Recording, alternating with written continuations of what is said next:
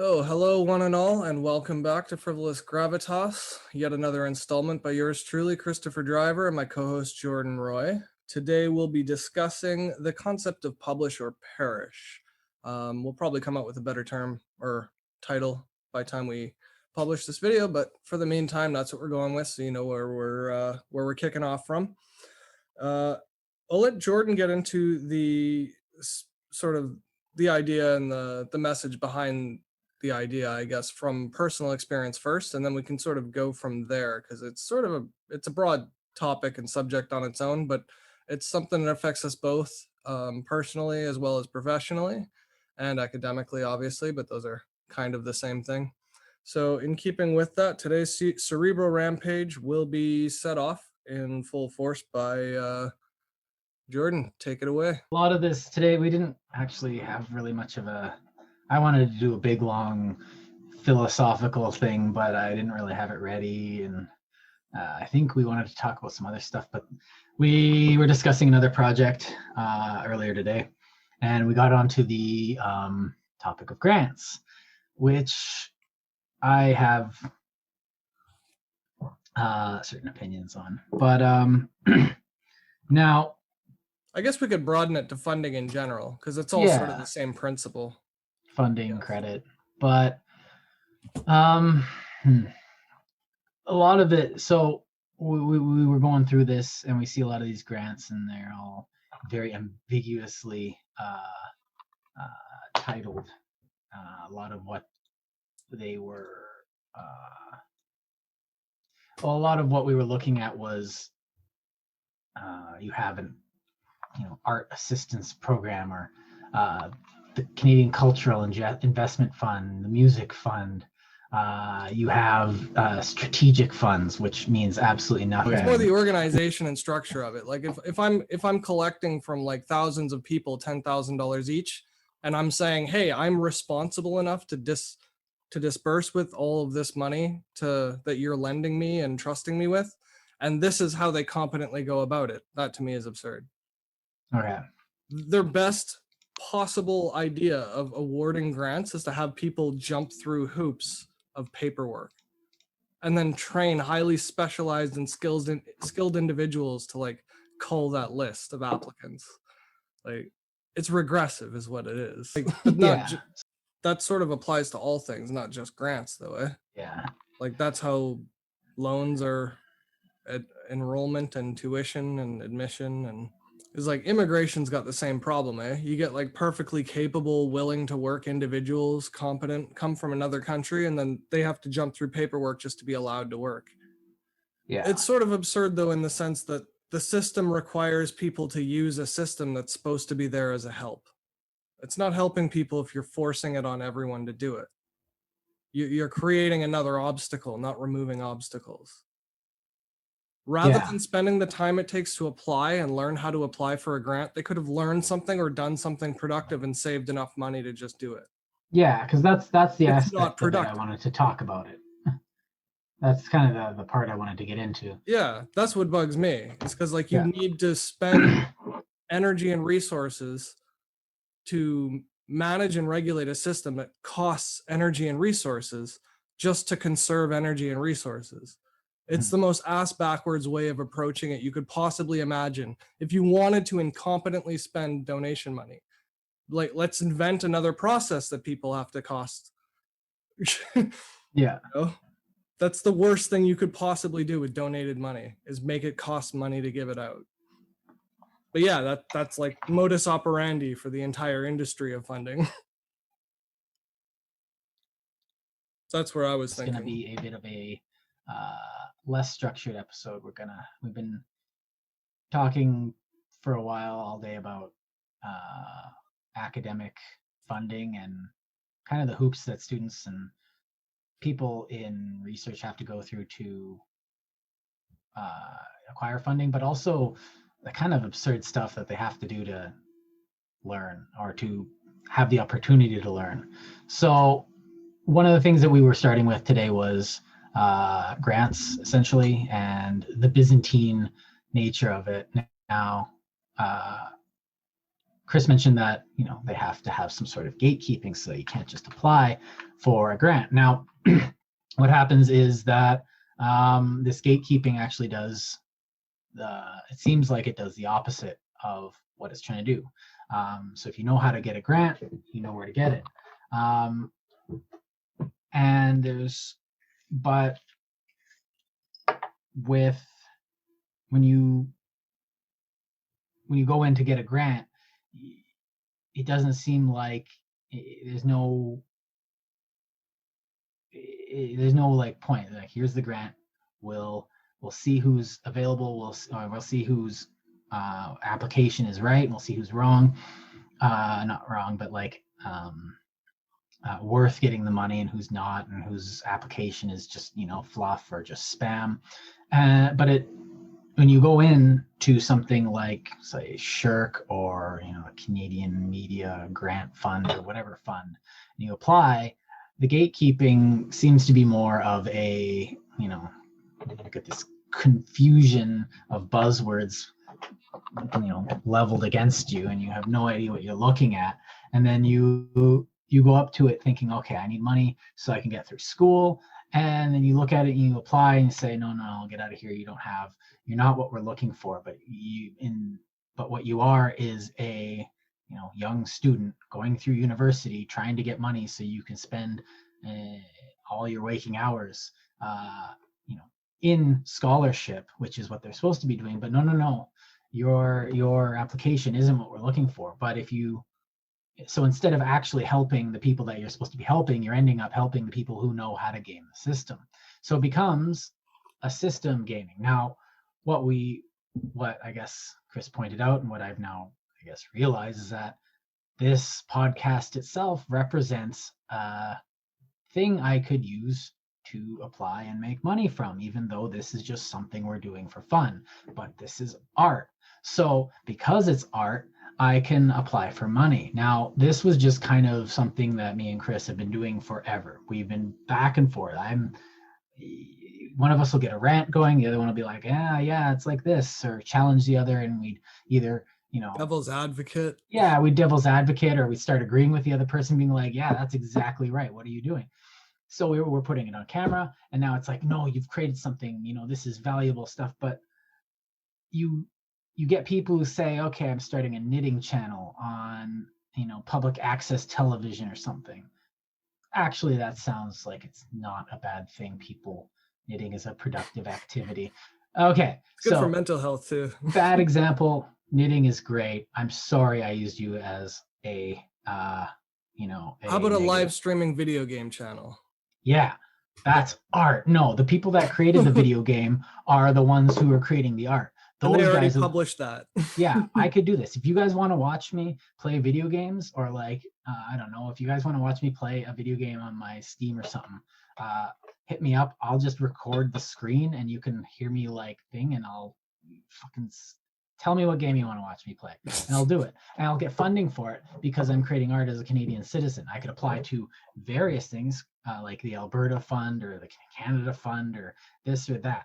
Now, the reason I'm kind of complaining about this, and I'm going off on this long, quick rant, especially remembering my previous episode where I was taking a lot of time to pick my words, I was going very slowly, was because I went through school. I applied for 2 grants maybe, and about 3 or 4 awards, and I was awarded absolutely nothing. So I worked my butt off through my entire grad and master's and paid for it all,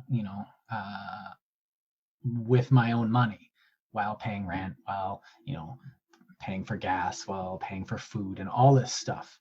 And I got meals here and there from people, and I was very smart about some stuff, but at the same time, it looked very Byzantine and it looked like a waste of my time. So while this gained me a lot of, character, I guess, but character isn't what I was looking for. Okay, I can hear Jordan B. Peterson. What you were accredited for. Yeah, I can hear Jordan B. Peterson just being like, well, actually, that's exactly what you got, and blah, blah, blah. Okay, you can I agree, but that's not what we're talking about here, because we're talking about, millions, billions of dollars going to citizens who are putting forward what they think they want, and all this time being spent in applying for grants, in applying for awards, which are just money, that go towards work that they haven't done yet. And it's keeping them from doing that actual work. Now, that's not even to get into the fact that these awards and grants and scholarships and whatever, fancy Latin words you want to dress them up as, are going to people without the necessary skills yet, and then you're forcing them to do all these things, keeping them from getting those necessary skills to complete the grant. So you get studies which are, by a third-year psychology student who hasn't been paying attention to the book, because they think that, they've learned everything about psychology in their second year, and now they know how the world works, and now they've got an idea how they can prove that racism exists on a campus. And so they put out a BS thing on a Google Doc that apparently is their entire study, which is like 13 questions long, and they've got more funding than I got in my entire school career in just for that one thing. So, and the need, it doesn't at all address the need. Right. So the need, and the whole point of this is actually good. You are supporting people in their endeavors in a free society, in a capitalist society, because individuals are the things that drive our society forward. People with ideas are what keeps our society so strong. And yes, our society is strong, because when you have a million people thinking of something, well, that's better than a couple guys thinking of something. They will always outthink and outproduce and outcreate. Now, people need to eat, which is why the government does a good job of handing out money. The government is actually good about that. Here's some money. They're not good at doing anything else. So, oh yeah, my libertarianism is showing. Whatever, shut up. So now the thing is that these people do need to eat. We do need to, there's equipment and all this stuff. Now, the question is, how do you decide who gets what, right? So how do you decide? Well, you gatekeep. Just like you say, okay, well, we have to look through the applications. You have to submit an application. Fine, I already have a proposal that I did that I had to, to apply to my master's degree. I'll tweak that, I'll put it in, and I'll push that in, and I'll sign in all the forms, blah, blah, blah, blah, blah. So what happens is you put that in, and they go over it. Now you have a committee, so there's people whose jobs it is. Fine, they're employed. That's great. I don't care. That's not a bad thing. And then they are supposed to gatekeep the money to make sure the right people get the money, or at least potential things get the money. Because sometimes money thrown into a project that doesn't show any results is actually a good use of that money. Believe it or not, we need negative results as well as positive results in our society, and in scholarship. I would like to highlight that. Yes. That's exactly accurate. And very, very important, oft overlooked. Even in art, not just in science and the humanities, even in art, you have accidentally funded bad art. Good. Now we know what bad art looks like, and we probably will be hesitant to do it again. And it's examples to teach on. You can show people, like in real today's examples. Here's somebody who just wrote a book. Here's how they did it wrong. You can use it as an example to a contemporary student with an antiquated teacher. Right. It actually enhances the education process to have bad art. Yeah, arguably. And honestly, I actually would love a example of terrible literature to assign to a couple of my students, because I keep giving them like this, like I assign like Mary Shelley and John Steinbeck, but like these are all really well written. What I want, and I'm having trouble finding actually, is examples of just terribly written stuff, and not like postmodern stuff. Like I can't just throw Judith Butler at them and be like, all right, here's some word salad. But I want like, I don't know, maybe I'll just assign the sports. The movie page. Synchronic is a really good example of terrible writing. Yeah, so I could be like, why is this bad? Now, it's not just plot, it's like the dialogue, it's their casting, the whole movie was directed well, but it absolutely artistic garbage. But I'm glad it exists because it points out how important those little details are. right. So my little bugbear comes into this. Not now. I am a little bitter because I didn't get any funding, but at the same time, I feel like, yeah, I did it without any funding. All right, and I got good marks, and I finished my thesis on time, and of the quality I was very satisfied with. So my thought is that I saw grants and stuff as a waste of time. Now, there's two things that I kind of want to get into, and that's one of them is the confusing mess that is how they're presented and how to find them, and the nonsense of the fact that you can get credit for receiving an award or grant. So if you get SSHRC funding, you put that on your CV. I got SSHRC funding, got the SSHRC award, blah, blah, blah. It's like, that's great. But how is that any different from all the other people that didn't get SSHRC funding and still completed the same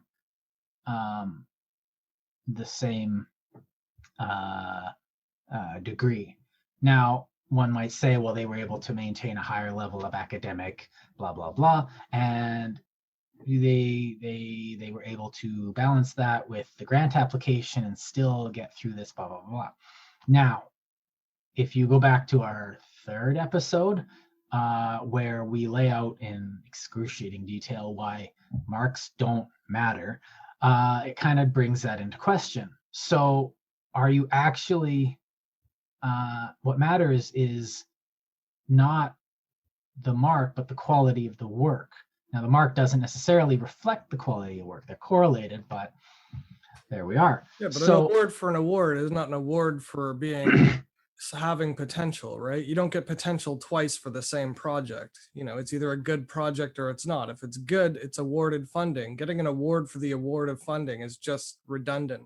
Right. And these people are supposed to be scientific statisticians. So it's like, it may sound nitpicky, but it really bothers me when they misuse stats.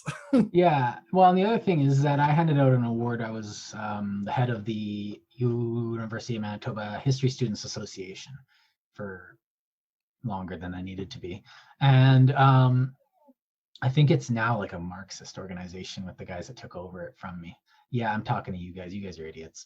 But at the same time, we handed out an award, which we thought would be an actual productive use of our time as an association, where we got together a couple of money from like bake sales and we handed it out and we awarded it to someone who was active in the association. So, a history student that we thought we could use it. Now, we just kind of came up with that around a table, just spitballing what can we do with our money, and we thought, well, let's give it to a student, and we jumped through all of the hoops to get it, to be able to give it out, honestly, and to do it, and someone was able to put it on there. But at the same time, it was kind of just, let's give it to. Now, I'm not allowed to talk too much beyond that because of confidentiality. I think I might have already said too much, but the thing had nothing to do with academics. It was just they were in the right place at the right time to receive money. So stand there, receive money. Stand there, say these words, receive money. And that's kind of where my little bugbear is standing, because you just, okay, yeah, I gotta be in the right place at the right time. It has nothing to do with academics. You just push your thing in, receive money.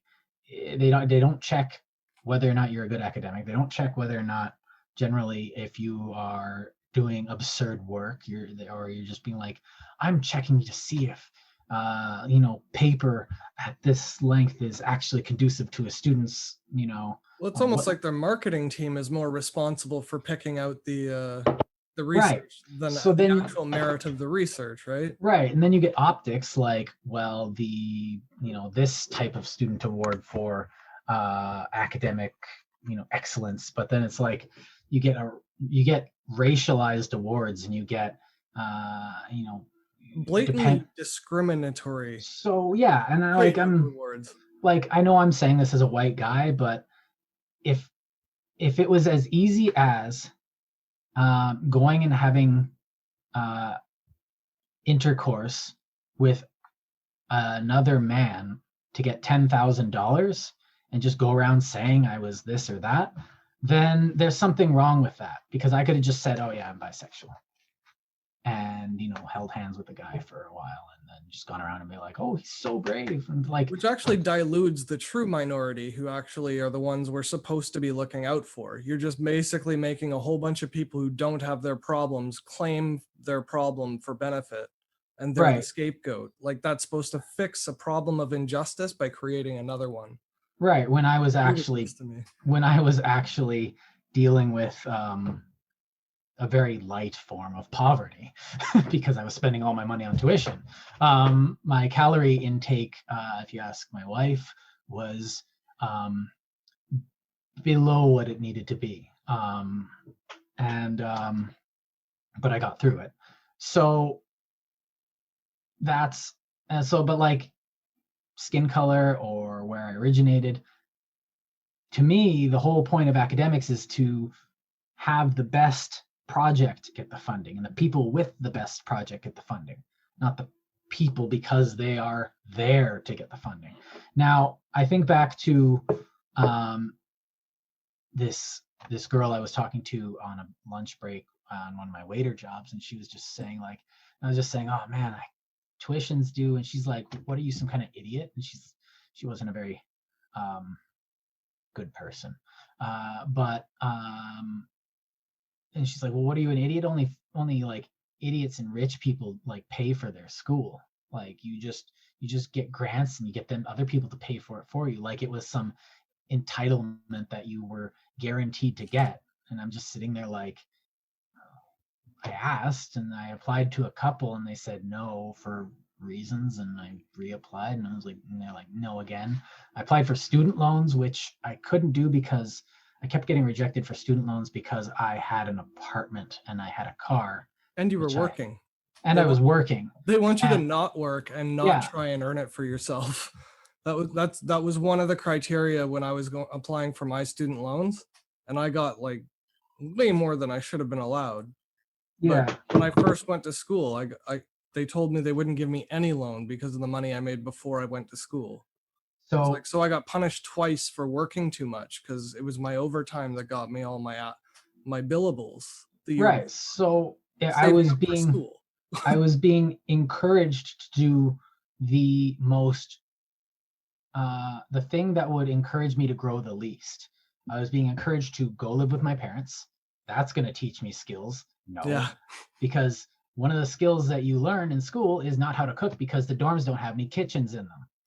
Well, they have a hot plate. That's not a kitchen. You need to learn how to cook. You need to learn how to feed yourself. That's just as important as learning physics. You can't do physics. Not to mention everything you learn in your job too, right? How to manage your budget. But at the same time, you're also being encouraged to not balance your time with actual other productive work. Now, I needed to pay for rent and gas and school and food, and I was doing that, but I was wasting a lot of time. And you also don't learn to deal with stress. So you're being encouraged to be a entitled little brat. So and rewarded for it. Yeah. That's the worst part, is they're not just encouraging it by like their thought and deed. They're actually rewarding you after you accomplish their ideals. Yeah. So this whole system is set up to not allow you to do anything but, oh no, you're studying. And I see a lot of like there's a lot of like you get parents that'll pay for their student stuff. No, just focus on your school. It's like, yeah, focus on your school, but also focus on your life. Like, and you need to learn to be an adult. You're 18 is when you're an adult in our society, and we're encouraging our kids not to act like it. In fact, you should probably be encouraging your kids to act like an adult before they're 18. Yeah, a little bit of practice wouldn't hurt. Yeah. And you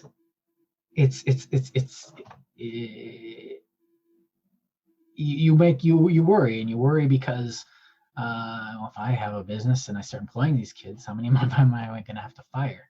But at the same time, like, I don't know, my wife did a service guarantee citizenship. In that case, she put her time in, and she was helped through school, and her parents helped her, but she wasn't just sitting there going, oh, it's so hard. Like, it was expected to work for it. Now, that's more honest, and I guess some of this is me just being like, be honest, but that's not how people work. There's a system, and it's messy, and you have to try and game it.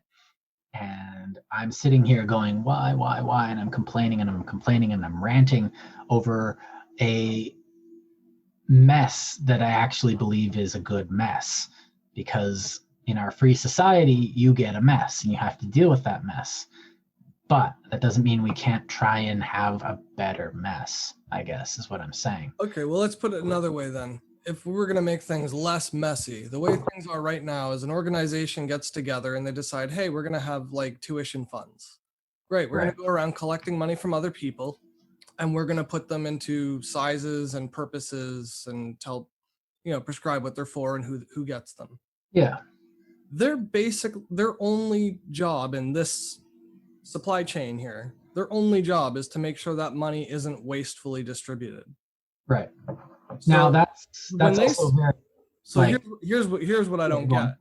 When they have a list of pages of over 1,000 different grants and sponsorships and awards and bonds and things that kids basically bid on with their time and energy, like that's what it costs them, is their effort and energy and applied. Yeah. What are we gaining though about getting 20,000 new, or I guess there's 5,000 new students or 10,000 new students a year out of a 25,000 student population, something like that. Mm-hmm.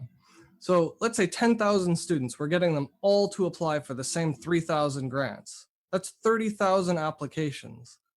Like, how many people would you have to hire who are smart enough and competent enough to exclude 29,000 people from, or 27,000 people from getting grants to qualify 3? You know what I mean? Right. This is the insanity of it, because competition, we're supposed to be the land of free markets and competition. Why don't we just have a shitload of competitions? Have people just compete in science fairs as a routine practice so they're not watching reality TV.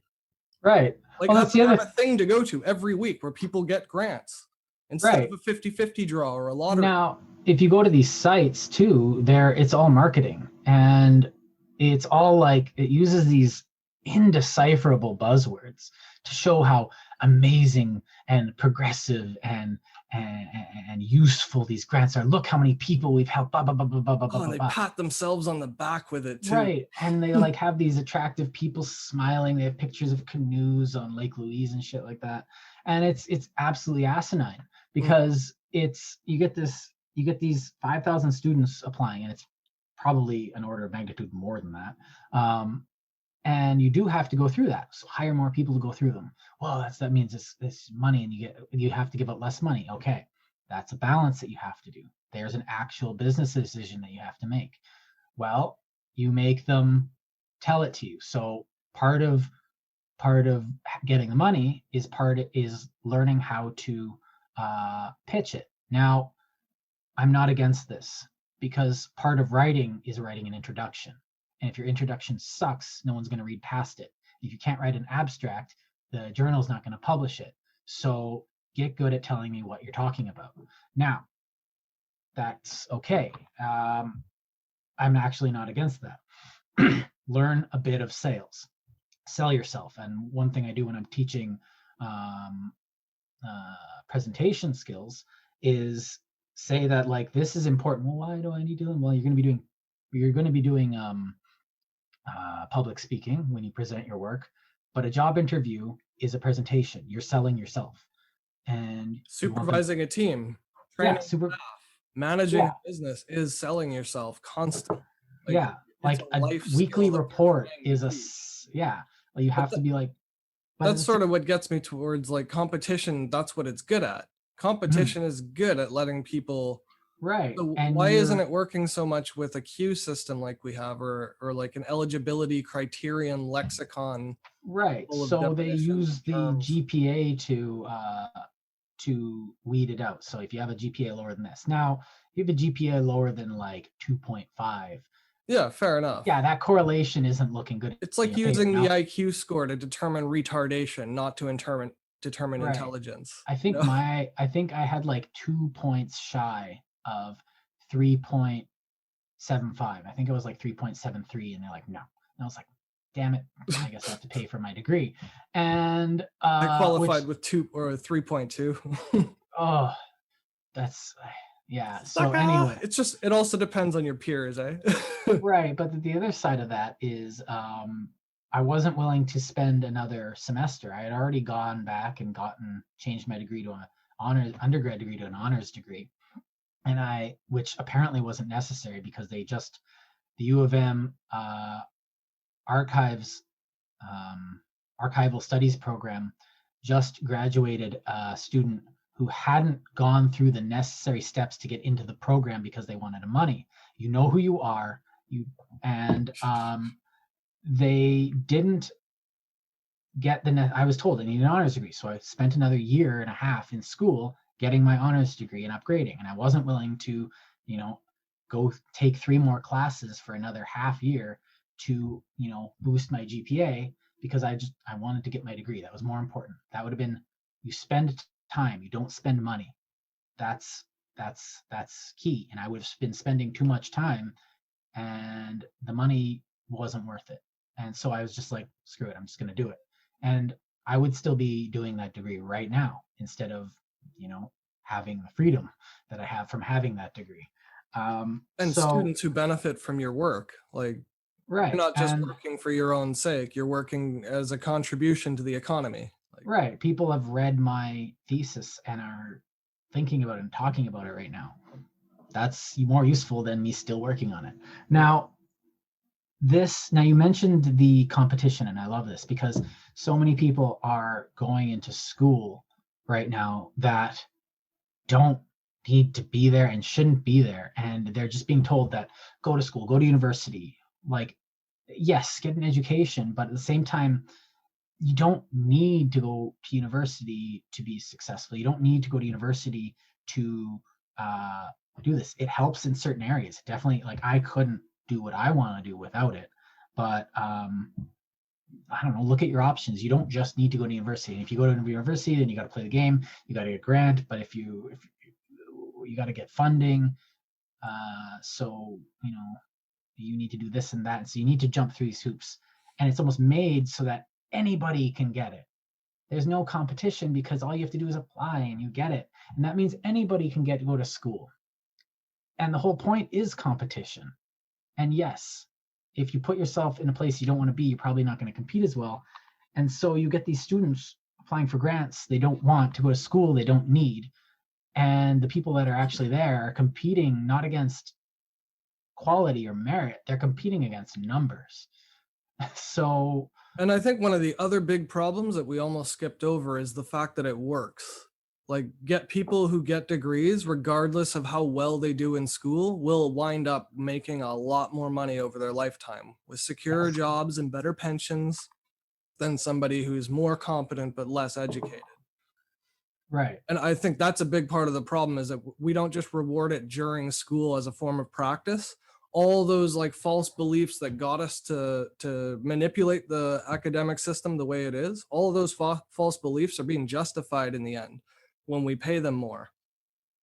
Like I've hired administrative assistants that were just useless, and the only thing I wanted them to do is write letters for me, and they were useless at it. Yeah. What did you do for 4 years in school if you can't write a letter? Well, we talked about gender Yeah, and justice. What that's does what I'm justice getting even at. mean? It's And like, like nurses that come out of nursing school, that most of them are great, and I love nurses just for the work they do, but I'm just saying, like, I'm going to pick on them because I know a lot of them because I'm a sick guy. um, some nurses come out of nursing school knowing very different things than other nurses. Yes.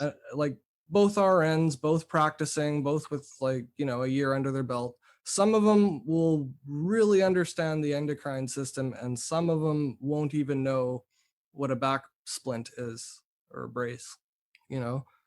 But if the nursing that you've done was like working in an OR, it's very different work from handling geriatric patients or people on their deathbed. So all those emotional studies classes, you can give them to whoever you want, but if you place the wrong nurse in the wrong ward of the hospital, it shows. Dying people get really abusive nurses, and you've seen that in what do you call it, those security cams and stuff all the time. And that's generally not somebody who wanted to work there in the first place, going there to beat up old ladies.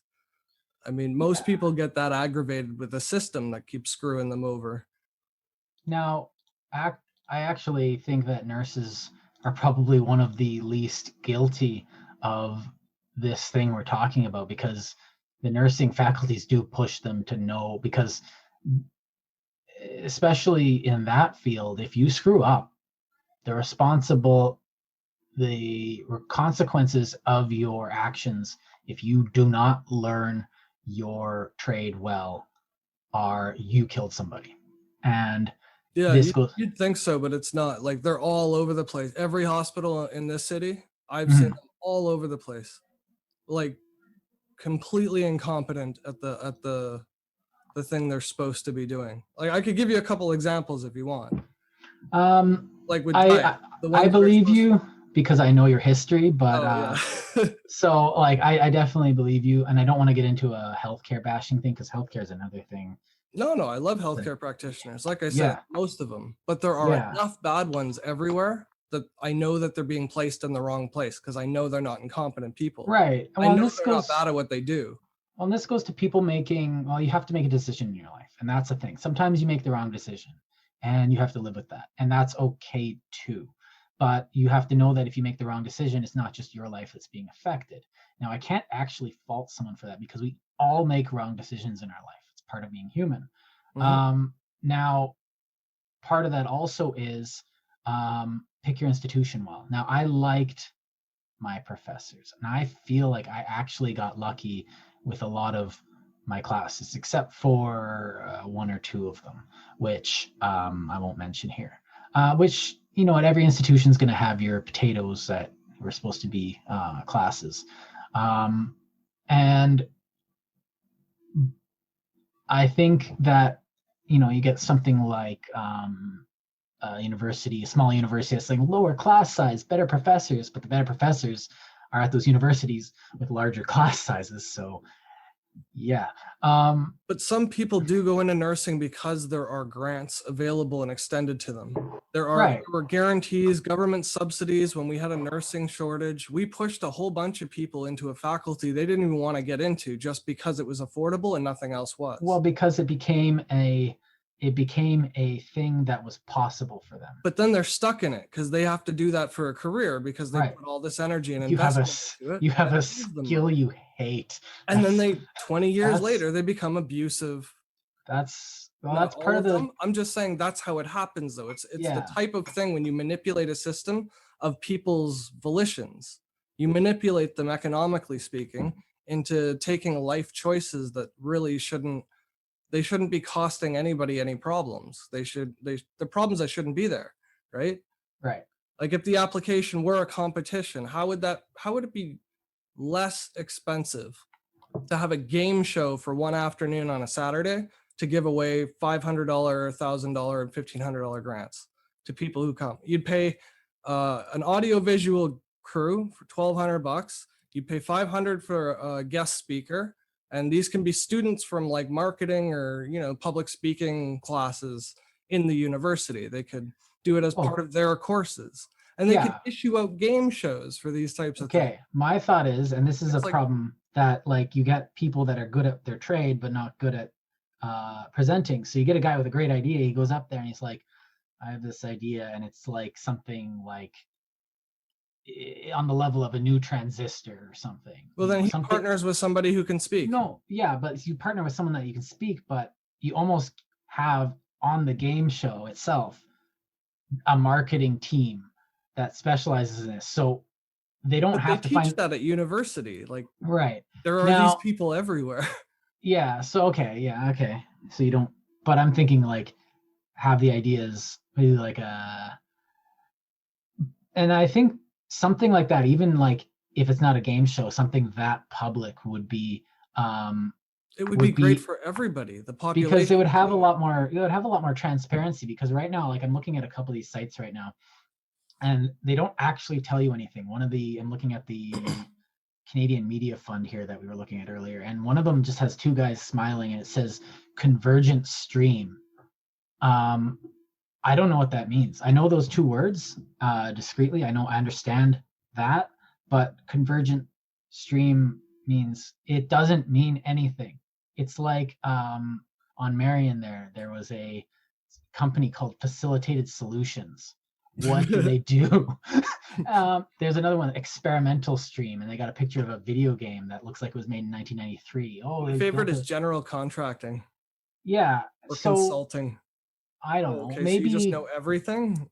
so if you're watching this and you're watching our podcast and you're actually interested in what we're talking about, maybe you actually listen to it.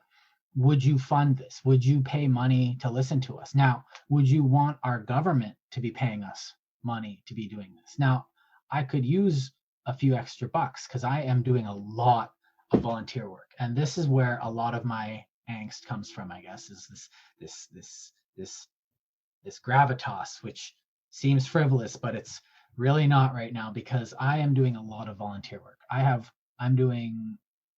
got like 4 or 5 things on my plate and only one of them's paying me. And that's one of the issues I'm having.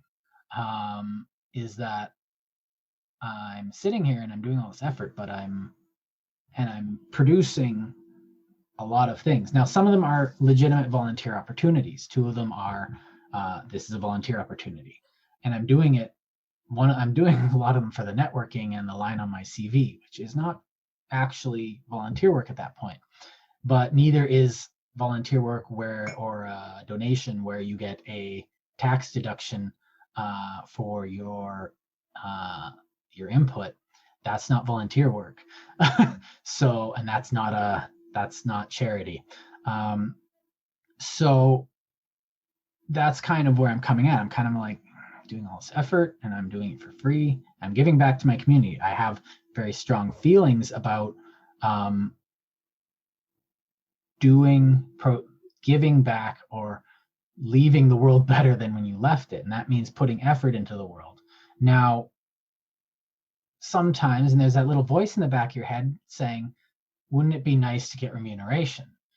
You know, you do need a new pair of pants. You've been wearing that shirt for a very long time. And if anyone gets close enough, they're going to see that collar is completely worn down at the back. And you're just like, oh, it's fine, it's fine, it's fine. And you get these things. It's like, what about you? And you have to look at that. And that's why when you're in school, you have to start thinking of, I'm not eating enough calories. I need some extra money. And so that's kind of where I'm coming from, at least from this, because I look at these sites and it's dizzying, and you get our programs and it doesn't list any programs. Through our many programs, which are what? And you got these ethnically diverse people, these super attractive people smiling and like looking, and they look all artsy and they've got tattoos. They're hipsters who look cultural, but that doesn't really mean anything because wearing the right clothes doesn't actually make you a interesting individual. So creators, producers, broadcasters. It does make you, what is it, not credit worthy, but I guess donation worthy. Yeah. So worthy. And distribute partner to generate content for Canadians and global audiences to enjoy. Now, that's what we're doing right now.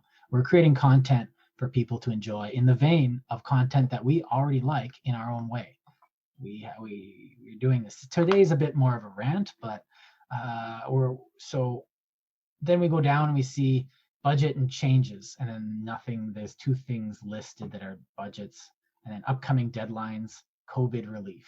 I don't have COVID, so maybe I could pretend I do. No, that's dishonest. But I don't know. I don't have COVID. So could I apply?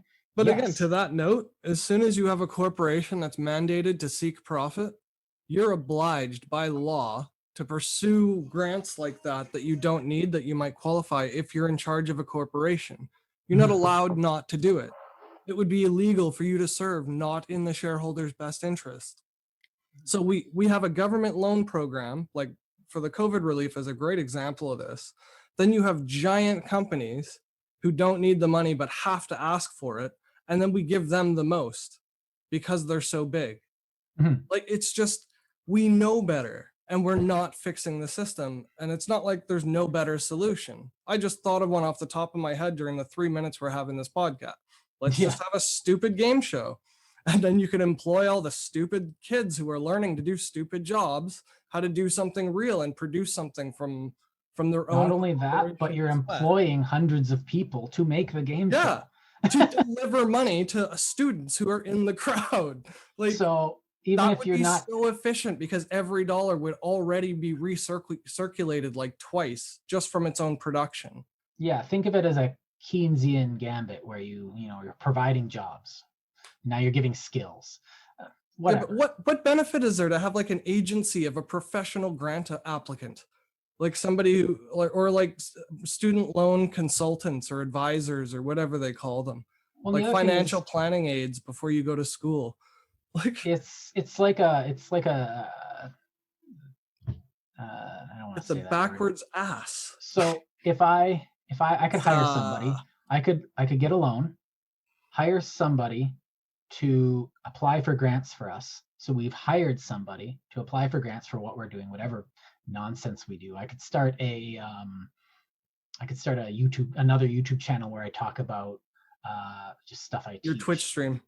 Yeah, I could start a gaming channel and be like, all right, just go, I'm doing this, apply for it. I'd actually have to create the content, but now I'm hiring somebody to do grants. Their job is to go and apply for grants. That's their full-time job. Now, they get paid for that. So what do they use their money for? Maybe they go forward and apply for grants. So you have this circle of money and the wheel turns, and eventually it's gonna the failures in the system. When you have a system that doesn't produce anything, it starts to lose steam because you need to get something out of it. If you start a factory and you create products that people are interested in and want, well, guess what happens? You get paid for that. People buy them. And if you hire people to research and create better versions of your product, you're being productive. R&D is still productive, and it's that you're creating value at this. There's no value being created with a faulty grant system. The person I It's hire, actually even extracting value because they get tax credits for all the donations that go into the grants funds. right? You know, And and this the fund person I managers hired, get to charge fees for managing the funds of all these billion-dollar grant. Like, it just right? goes on and on with people getting kickbacks and credit for shit they never contributed to This whatsoever. this They isn't just keep capitalism. reaching This their is hands out at cheating. different levels. Sorry, it just drives me nuts. No, that's why we're here. And Yeah. so, like, I keep looking at this, and like and on top of that, you get like relief funds, English official language minority community allocation. First of all, that title, I have too many years of education to not be able to understand that. If I have to sit down and decipher a title, you're a bad writer. It's just That as might simple be a as that. point of preference, though. I like ambiguous or hard to read titles. It Yeah, sort of so stops you and makes you think about it. That's yeah, so it forces you to think about something instead of just, but like this is a title for something that should lead me into the stuff I actually should be thinking about. So I click on it. But you know right from the title that it's not the National Enquirer or Time Yeah, magazine. so It sort of serves a right, purpose. so these are the people that didn't get the jobs at those places. But then I click Yeah, on the page. the people who are paid the I click on least. the page, and all I find is the opening and closing date, which is a couple days away, and I get like a paragraph, maybe 50 words, and that's it. That's all there is. I get a link to the guidelines, which brings me to a PDF, which is then Byzantine, and then I finally find the how to apply at the last page of the application process after 4 clicks. Now, I'm not against actually going in and putting in the work and doing research, but this is a bit ridiculous. I have to download a PDF on a page after a page, and then email to services at this place. And oh wait, there's another hyperlink here. I have to actually log into it, which is okay because on a website you do have to verify people are who they say they are. So a login is not a bad device to do this. Well, I might disagree with you there because having applied for a bunch of grants and things, when I went to do a security back check on like one of my Google accounts recently, I realized I had like 400 passwords to delete one at a time because of all the different grant logins that I had put in over the years. Right. That's a huge security risk because you guarantee kids are going to be using the same passwords across different. Oh, yeah. And then one of these sites gets hacked and everybody who's applied for it's in the same pool. Right. So you immediately got a security risk with having all these logins. So I clicked on the login. That's my And then there's a questions. If you have questions, please go to this other site. Tools and resources. There's 2 tools and resources things where, and then there's in one of the tools and resources areas, there's 4 tutorials and 2 user guides to apply for 1 COVID grant. Now, there's a lot of legal stuff involved, and they need to prove you are who you say you are. Now, I have ID that does that. I have 2 pieces of ID here that prove who I am. I'm not going to show you, but they're here. I'm going to wave them around, and they prove who I am. Now you can use my driver's bank account and a utility bill would do that. Right. I could. Why can't I just take a picture of a void check? Yeah. Really. So they are not making this easy because, well, it's technology and it could be hacked and whatnot. It's like, yeah, it could be. Then stop all the payments if you think you have a security breach. Yeah, that's already illegal. We call it fraud. Yeah. We just prosecute people when we catch them for doing it. So, yeah, that's a system that works.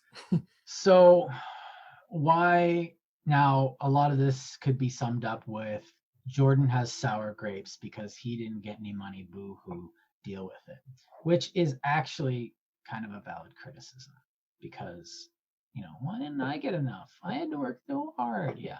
You know what? Fair. That is absolutely fair. And the other thing I could say is like, Jordan doesn't like doing paperwork. And now he is mad that if he wants to get money, he has to put some work in. Boo-hoo, no sympathy whatsoever, which is actually kind of valid. No, I'm mad that the system doesn't work. It does the opposite of what it says it's there to do. You know what I mean? I got money. I'm still pissed off about it. It bothers me they wasted my life applying for stuff they should have just given to me. If they wanted me to have it because I'm poor, they should have just given it to me. I should have asked and said, yes, I'm poor. Here's proof. Okay, done. You get food. My problem with it is if here's what my thing is, and you're right, and I think I'm probably just going to elaborate on what you just said, is that if we decide to start another YouTube account where we twice a week for about 5 minutes, we just freestyle, think and sing and just make noise, call it music, put it on YouTube, say we did this, give us 10 grand. Now, we didn't use any skill. It didn't take us very much effort, maybe 10 minutes a week plus, we don't even have to edit it very much because that's the art of it. Yeah. Editing you don't understand, man. Editing is part of the interpretation. So we're producing content. Now, we put a lot more effort in this. Some of these episodes that we do, this one's pretty much a rant. But a lot of these episodes that we do, no, they all take time. Well, they take time. Kris puts a lot of editing work. Some of these ones that I've done, I've put a couple days of research and prep into. I'm not just coming on here and being like, yeah, I'm so smart I didn't even have to try. No, this takes effort. And Kris has learned a lot of new skills to do this, and I had to learn a lot, and there's a lot of frustration. We've put a lot of effort into doing this, even though it seems like I can just go in and and put a podcast up on YouTube. No, the fact that the YouTube is there is great, and it does save us a lot of hassle. The point is we could do a half-ass, no pressure, no effort whatsoever job, and we could get the money that we're not applying probably, yeah, we can get this channel. Just to be clear, we're not trying to get money off of. This is purely for education and for obviously venting, therapeutics. I wouldn't mind a bit. Go to my Patreon. But if we were to have a Patreon, but if we were to qualify for this grant money, it's that easy as just starting a new channel these days and just throwing macaroni at the wall to see what sticks. Yeah, I could be like, bibbidi bobbidi boo, snow is on my head. I'm not discouraging people from doing that, because that is art, and I'm not discouraging people from donating to art, because that's important too. What I'm saying is the way we donate to art is stupid. It's really, really stupid to not discriminate between something we put no effort into and something that has obvious merit. Like, you could just have a human being with common sense sit at a job for $40,000 a year. That makes sense. That's reasonable.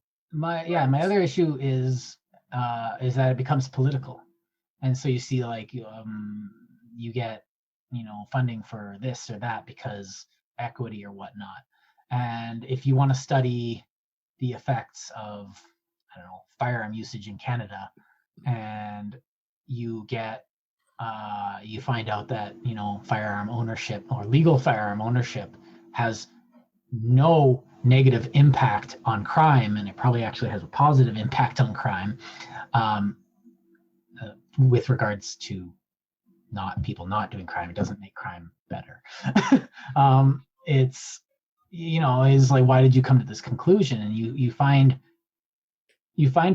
places not only like giving money away willy-nilly without like checking the quality of the proposal, but you find that people will give away money looking for a specific result, or I'm looking for someone that will say nice things about this community in this or that. Now, if you are a private institution, say like the Manitoba Ukrainian Association, I just made that up, I know there is a Ukrainian group, and they want to fund histories that look specifically at Ukrainian Manitobans, then honestly, that's their prerogative.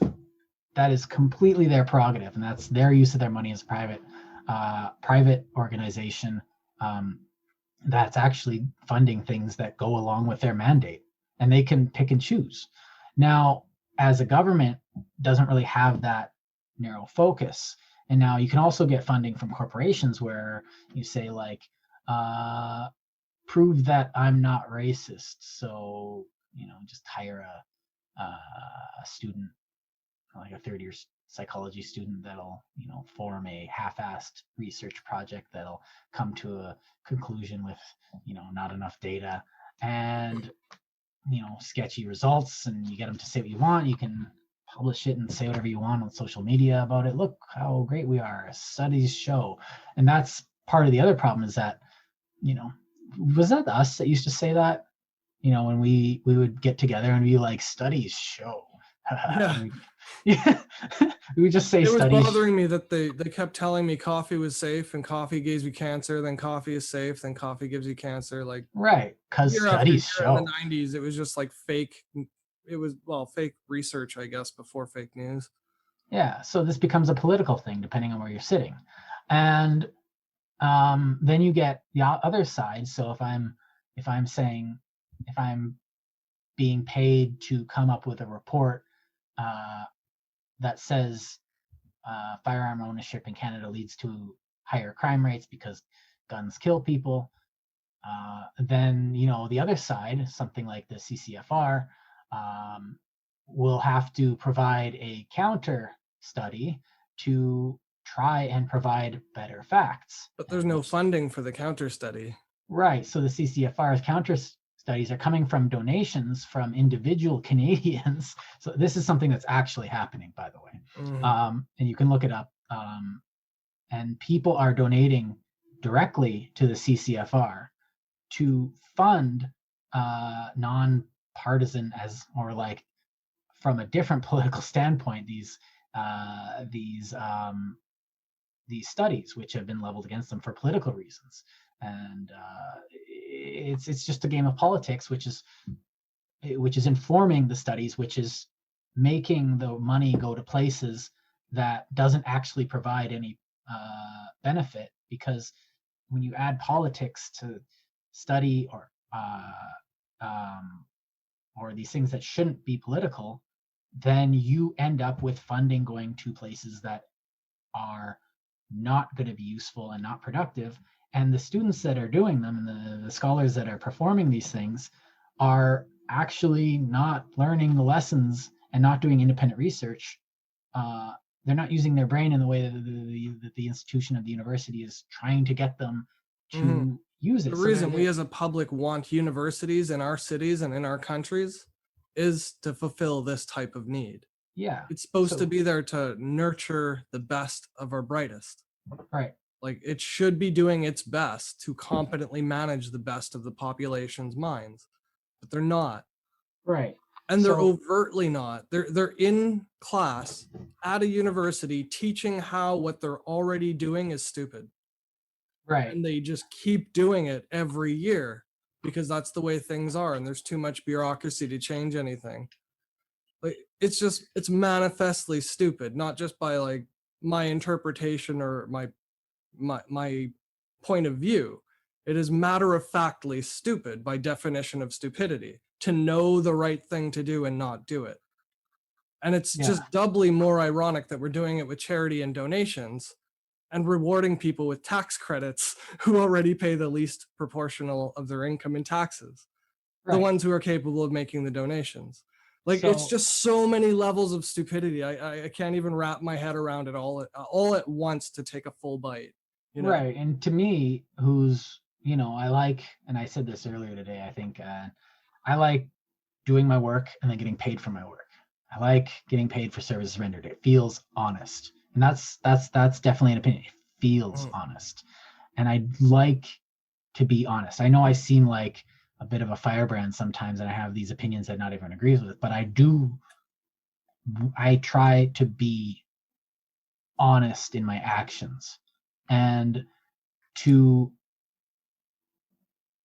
acquire money because, I did art by someone who's not even going to look at it, by probably a computer approving it, it doesn't seem like someone's investing in me. It seems like I'm just being given money. And that's the thing. This is supposed to be an investment. And it's an investment is, I like the idea of like micro capitalism. Someone starts a business and they're working their butt off. I like that. It's romantic to me. And someone comes along and says, you're doing a good job. What do you need to help this get off the ground? And I'll put it in. You get this private individual helping startup, and that's happened in history, but it kind of grew up because economics isn't that. It's so much more complicated than that. And when that happens, it's kind of a nice little story, but the money is, the economy is so complex that you can't just rely on that. There are things in it that you can't just be like, okay, we need to make sure the money gets there. Well, there's always going to be exploitation. There's always going to be circumstance that gets in the way. There's also failure, and there's also market change. This is a great idea or it's a great business, but wrong place, wrong time. Tough. I like to say there's hard security and liquid securities. Yes. Downwards. So maybe we'll do another economics episode.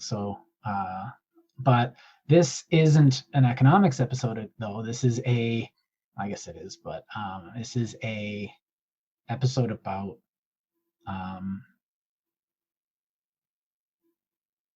the structure of our creative output as a society.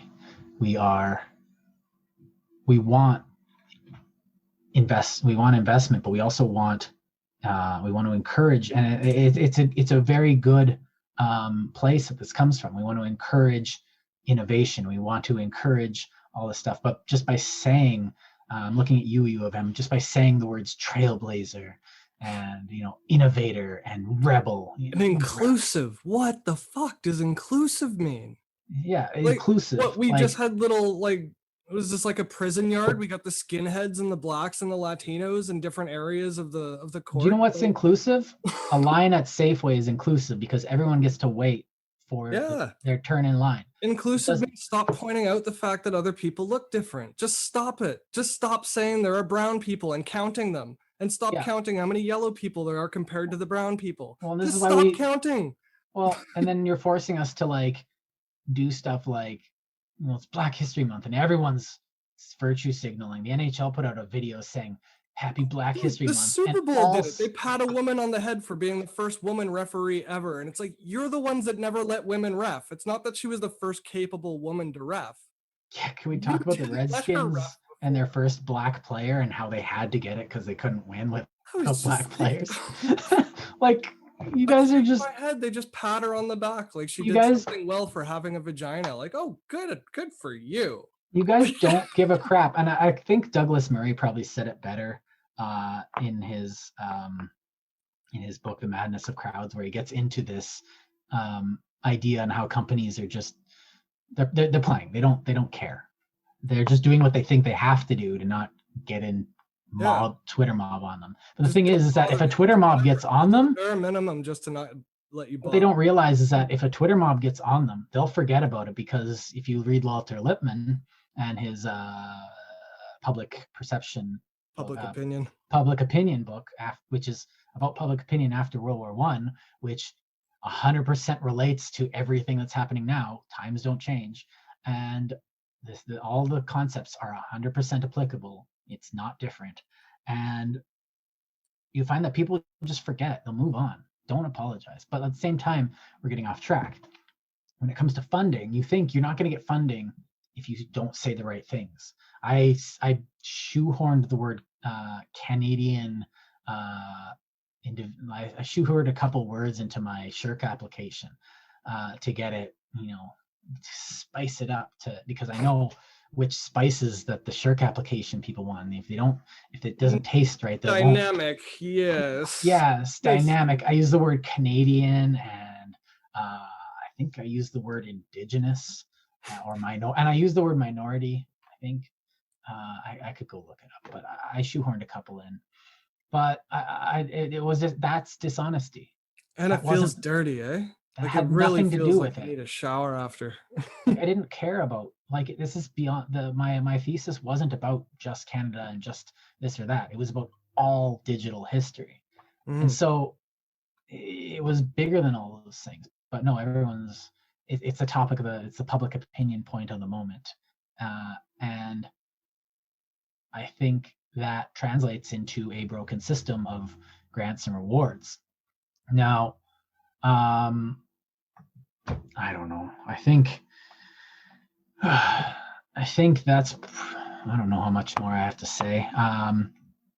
I could just go on and on with examples, because I think we could get into.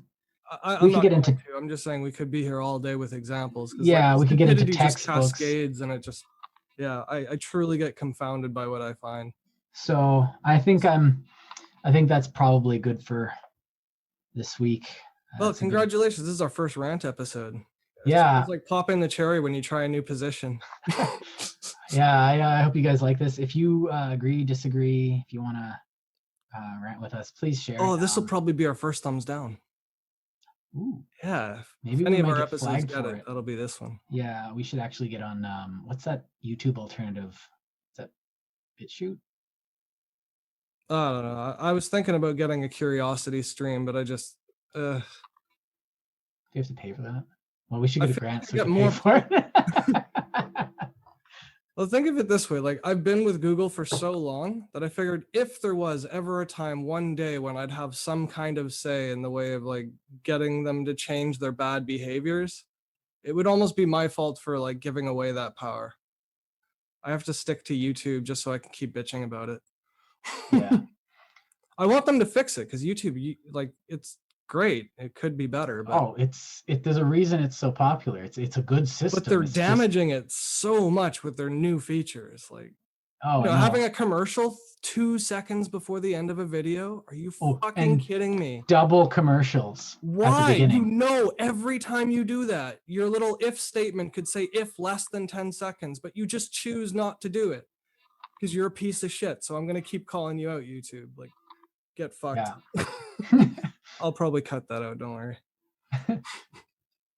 I just needed to get it off my You chest. could dub over it with the word fudgesicle or something. Oh, that's what I should do. Yeah, I'll censor this video. So anytime you mention a person or a school or a faculty, we'll just have bleeps throughout the entire episode. No, I think if we should censor anything, it should just be language.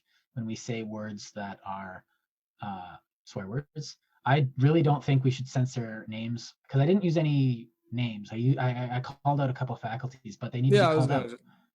Like these, if we don't call out the like shirk for being a Byzantine nightmare, and or the Canadian Council of Arts. Actually, before we close up, I should point out, I'm not picking on U of M to say like they're the worst university. No, like, I just went to U of M. Not at all. I saw this at UBC. I just wasn't there as long as U of M. I saw it at U of T, and it's all over the world. It's university culture and in general that we're bitching about. So yeah, I just want to make clear, I actually love U of M. I'm just ranting today about my experience with them. Yeah, I get really nostalgic whenever I go back to Winnipeg, and I always go to campus because it's just so comfortable. Like, huh? Dork. I don't even remember campus. I was just drunk every day. I was there. Oh, you're one of those students.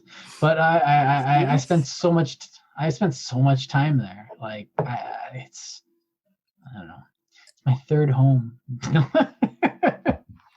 I was only there for 1 semester though, so or no, 2 semesters. I was there for 7, 8 years. Yeah, totally different. I was visiting. I was like a tourist.